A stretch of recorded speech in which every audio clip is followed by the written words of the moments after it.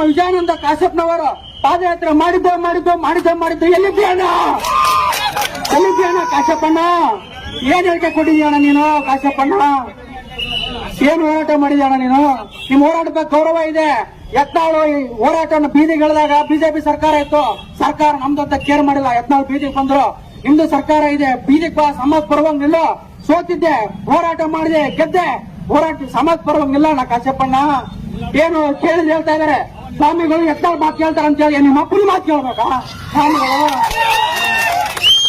ಹಾಗಾಗಿ ನಾನು ಏನ್ ಹೇಳ್ತಾ ಇದ್ದೇನೆ, ಶ್ರೀಗಳ ಪರವಾಗಿ, ಸಮಾಜ ಪರವಾಗಿ ಎಲ್ಲಾ ರಾಜಕಾರಣಿಗಳು ನಿಲ್ಲಬೇಕು, ಸಮಾಜ ಧ್ವನಿಯಾಗಿ ನಿಲ್ಲಬೇಕು, ಶ್ರೀಗಳ ಹೋರಾಟಕ್ಕೆ ಬೆಂಬಲವನ್ನು ಕೊಡಬೇಕು. ಅಂತಿಮವಾಗಿ ನಾನು ಹೇಳ್ತಾ ಇದ್ದೇನೆ, ಪೂಜ್ಯ ಶ್ರೀಗಳ ನೇತೃತ್ವ ಇದೆ, ಪೂಜ್ಯ ಶ್ರೀಗಳ ಎಲ್ಲ ಸಮಾಜದ ನೇತೃತ್ವ ಇದೆ. ಇಡೀ ರಾಜ್ಯದ ಎಲ್ಲಾ ಪಂಚಾಂಗ ಶಾಲೆಗಳು ಒಗ್ಗಟ್ಟಾಗಬೇಕು, ಒಂದಾಗಬೇಕು.